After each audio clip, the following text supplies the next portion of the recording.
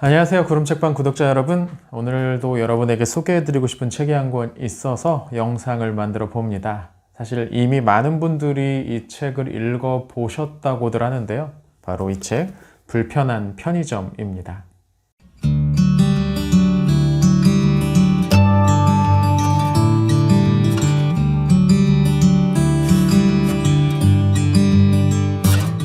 우선 책 표지가 참 예쁩니다. 이미 여러 번 제가 다른 영상에서 언급했던 것 같은데, 제가 책을 고를 때 은근히 책 표지나 아니면 제목에 신경을 많이 쓰는 것 같습니다. 근데 이 책의 표지를 보면 전반적으로 이 파스텔 톤으로 마치 만화의 한 장면처럼 예쁘게 표지가 그려져 있습니다. 제가 본 표지는 찾아보니까 이게 40만 부 출간 기념으로 벚꽃 에디션 버전으로 나왔다고 하더라고요. 그래서 원래 표지를, 처음 표지를 보면 한밤중에 편의점 모습이 이제 딱 그려져 있는데, 그거보다 확실히 이게 밝고 산뜻한 느낌이죠. 원래 표지는 아마 이 책 주인공인 독고가 일하는 시간인 야간을 더 두드러지게 표현을 했던 것 같습니다. 뭐 그것도 나쁘진 않았던 것 같고요. 근데 문득 그 첫 번째 책 표지 같은 경우는 다른 책 표지를 떠올리게 만들더라고요. 일본 소설가인 히가시노 게이고가 쓴 나미야 잡화점의 기적이라는 책 표지랑 되게 비슷합니다. 이게 두 개를 비교해 보면 색감이라든지 느낌이 많이 비슷하죠. 짙은 남색 밤하늘을 배경으로 해서 1층에는 매장이 있고, 또 기와 지붕을 가지고 있는 2층 집 이미지가 양쪽에 동일하게 등장을 합니다. 뭐 이게 표지 표절이다 뭐 그런 말은 아니고, 그냥 느낌이 좀 많이 비슷하다는 거죠. 이 책은 소설입니다. 아직 읽어보지 않으신 분들을 위해서 간단하게 설명을 해드리면, 우선 오랫동안 중학교에서 교사로 일하다가 정년 퇴임을 하고 이제 편의점을 하나 차려서 운영하는 영숙이라는 인물이 있습니다. 이제 그 영숙이 급하게 지방으로 가다가 서울역에서 파우치를 잃어버렸는데, 그 파우치를 찾아준 독고라는 이름의 남자가 또 나오죠. 이 작품의 주인공이 바로 이 독고입니다.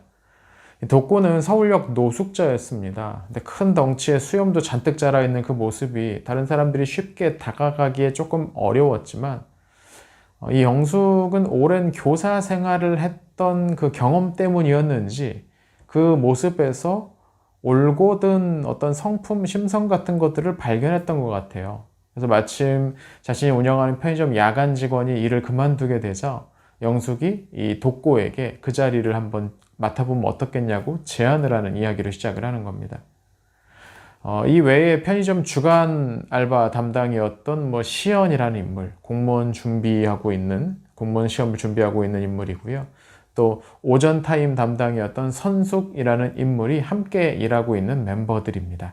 그리고 이야기가 진행되면서 편의점에 찾아오는 동네 주민들, 손님들이 조금 더 나오죠. 이 소설은 이 노숙자 출신인 독고가 편의점 알바를 하면서 일어나는 에피소드를 중심으로 진행이 됩니다. 처음에는 그냥 그의 정체와 존재를 좀 의심스러워하는 동료 직원들과의 갈등, 관계 이런 게 중심이 되고 있고, 중반부는 편의점에 찾아오는 그 손님들과 독고의 만남, 대화, 그리고 그 과정에서 문제가 풀려가는 그런 이야기들을 중심으로 하고 있고요. 그리고 책의 후반부에는 독고의 정체가 드러나는 내용이죠. 사실 노숙자 하면 우리 사회에서 그리 어떤 기대를 받지 못하는 사람들이죠. 그들이 뭔가를 할 수 있을 거라는 생각도 대부분은 하지 않는 것 같습니다. 그냥 우리 눈에 보이지 않았으면 좋겠다 싶은 처치곤란의 문제거리 정도로 생각하는 사람들도 있을지 모르고요. 그러니까 무슨 큰 일 한다 그러면 그 사람들을 얼른 치워, 도로의 거리에서 치워, 이런 식의 명령을 내리는 사람들도 있으니까요. 사실 제 인식도 크게 다르지 않았던 것 같습니다. 그들 각자에게 어떤 사정이 있는지 하는 부분에 큰 관심을 두지 못했던 것 같아요. 사실 노숙자로 태어나는 사람은 없지 않겠습니까? 있던 저마다의 이런저런 사정들로 해서 우리 사회의 가장 밑바닥으로 추락했을 텐데, 아예 그 사정에 대해서 관심조차 없으니까 그냥 피하는 결과만 나오게 됐던 거죠. 그런 차원에서 이 편의점 사장이었던 이 영숙의 판단, 결단은 매우 신선했습니다. 독고의 외면만이 아니라 그의 행동, 그의 사고에 관심을 기울였다는 거, 이 관심이 되게 중요했던 것 같아요. 그래서 그가 사실은 착실하게 살아갈 수 있는 어떤 계기를 찾고 있었다는 걸 이 영숙은 알아봅니다. 사실 이건 그 독고 자신도 몰랐던 부분이었죠. 이 우연히 만난 이 영숙의 작은 호의 때문에 독고 안에 있는 무엇인가가 깨어났다는 겁니다. 누군가에게 관심을 둘 때 어떤 변화가 비로소 시작될 수 있었다는 거죠. 그러니까 사람을 변화시키는 건 이런 친절함 또는 관심이 아닌가 싶습니다. 누군가에게 관심을 보일 때 그 사람에게 필요한 것도 비로소 보이는 법이죠. 사람을 사람으로 보지 않고 숫자나 통계로만 보는 사람들에게서는 진정한 해결책이 나올 수가 없습니다. 그런 사람들이 뭔가를 결정하는 자리에 앉으면 그런 사회는 혼란해질 수밖에 없겠죠. 또 이 책의 흥미로운 포인트는 그런 독고가 다른 사람을 만나는 과정에서 일방적으로 도움을 받기만 하는 게 아니라 오히려 도움을 주고 있다는 점입니다. 일종의 그 상황의 역전인 거죠. 노숙자는 늘 누군가의 도움을 받기만 하는 존재라고 생각하기 쉬운데 작가는 작품에서 그 관계를 역전시킵니다. 앞서서 영숙이 독고를 살린 거죠. 그리고 그렇게 살아난 독고가 또 다른 사람들에게 도움을 준다는 어떤 이 선의 연쇄 반응이 잘 드러나는 모양이기도 합니다. 오늘 우리가 누군가에게 베푼 일이 점점 자라날 수 있다는 건 오늘 우리가 만나는 사람들을 대하는 우리의 태도, 방식에도 어떤 영향을 주지 않을까 싶습니다. 나비 효과라는 말이 있죠. 오늘 여기에서 일어나는 나비의 작은 날갯짓이 점점 증폭되어서 저기 어딘가에서는 큰 태풍을 일으킬 수 있다는 말인데요. 물론 모든 나비의 날갯짓이 태풍을 일으키지는 못하겠지만 수천, 수만 마리의 나비들이 날개를 움직인다면 태풍을 일으킬 수 있는 가능성도 아주 조금은 더 높아지지 않을까요? 그러니까 우리가 이 세상을 조금 더 나은 곳으로 만들고 싶다면 오늘 우리가 만나는 사람들을 조금 더 친절하게 대하고 조금 더 관심을 갖고 그 사정을 돌아보고 내가 할 수 있는 뭔가를 해주는 일, 베푸는 일, 그런 게 필요하지 않나 싶습니다. 힘을 가지고 있는 사람들은 대개 그 힘을 가지고서 사리사욕을 채우려고 안달하면서 사회를 망가뜨리고 있는 이 현실에서 이런 작은 친절로 무장된 평범한 사람들이 점점 줄어드는 건 꽤 우려할 만한 일이 아닌가 싶기도 하고요. 사실 이 작품 속에 나오는 이 독고는 뭐 말이 유창한 것도 아닙니다. 무슨 잘 짜인 이론적 배경을 갖고서 뭔가 충고를 해주는 것도 아니고요.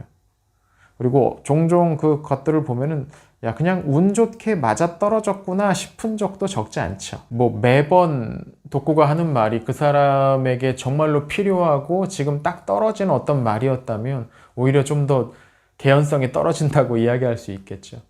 근데 중요한 건 뭐였냐면 진심을 다해서 자신이 할 수 있는 것을 해주려는 그 독고의 태도가 아니었나 싶습니다. 사람들은 그 진심에서 저마다 자기가 필요한 것을 발견했고 얻었고요. 우리가 할 수 있는 일은 그 정도이면 될 것 같다는 생각도 듭니다. 이 책에는 인상적인 장면이 여럿 있는데요. 그 중에 몇 가지만 소개해보죠. 먼저 이 편의점 오후타임 근무자였던 시현과 독고 사이에 있었던 에피소드입니다.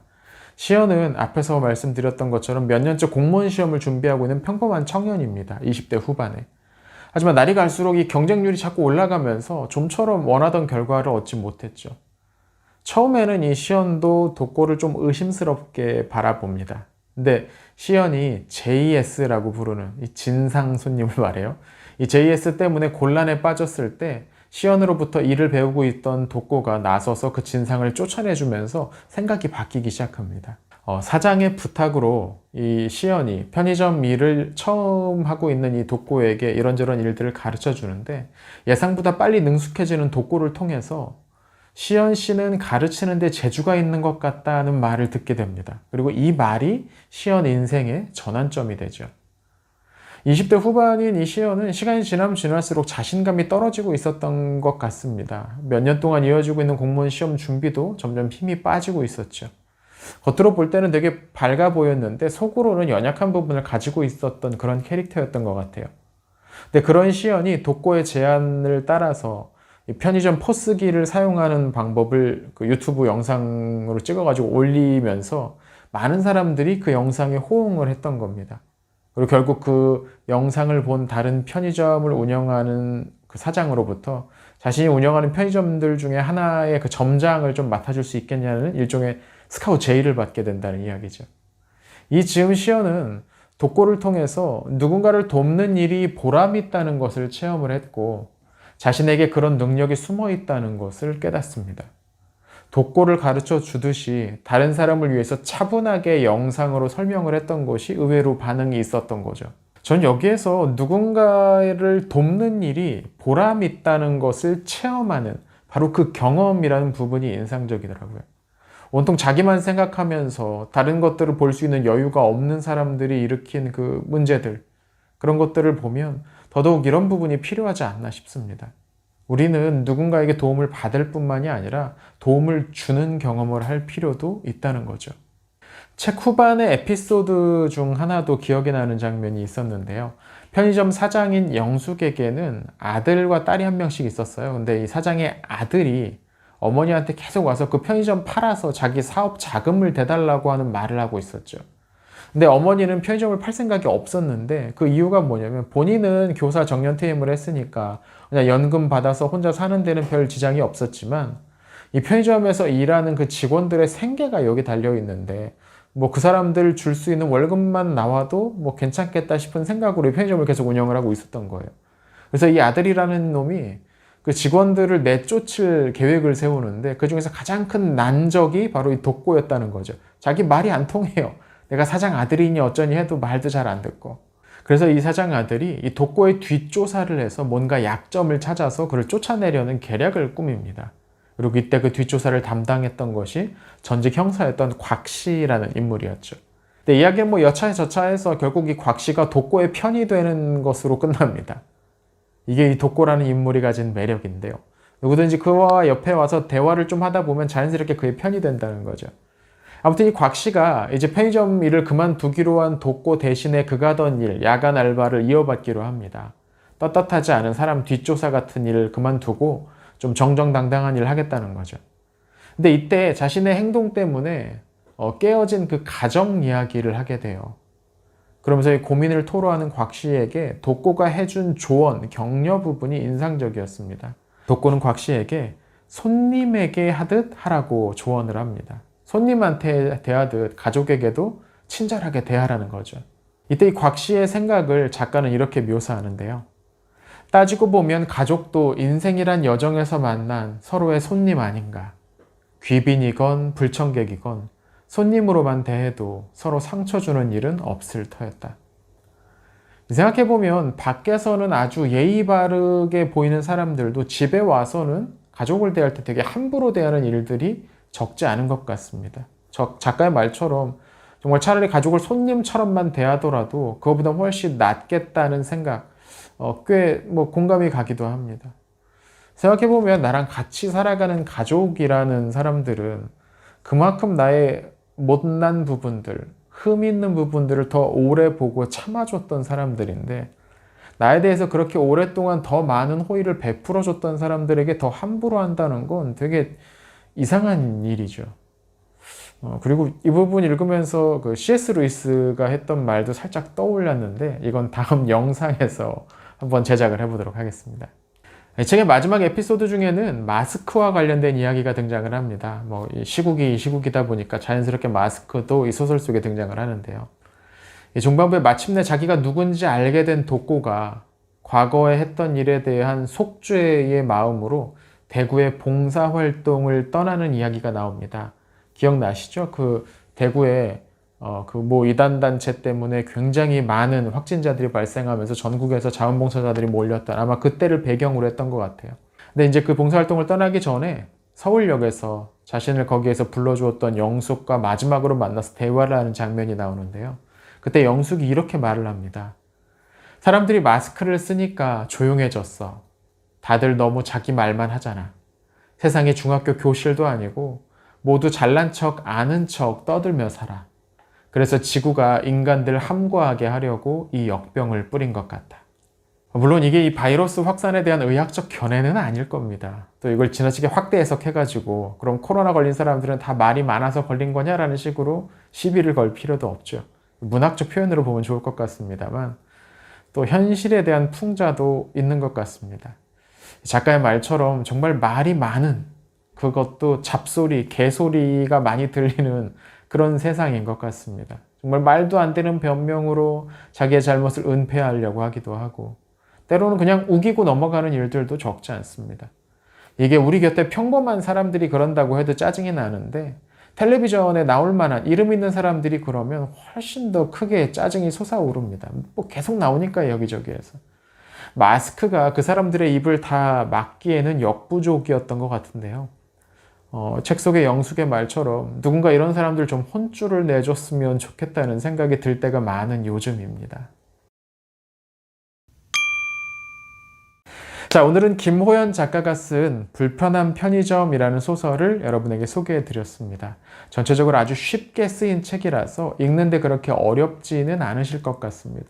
또 전반적으로 작가의 따뜻한 시선이 감싸고 있어서 읽는 내내 편하고 또 뿌듯한 마음을 갖게 만들기도 했죠. 아직 읽어보지 않으셨다면 한 번쯤 읽어보시는 것도 좋을 것 같습니다. 또 다른 사람에게 선물하는 것도 괜찮을 것 같고요. 자, 오늘 영상은 여기서 마칩니다. 구독과 좋아요 그리고 좋은 댓글은 영상 제작에 큰 힘이 됩니다. 시청해주셔서 감사합니다.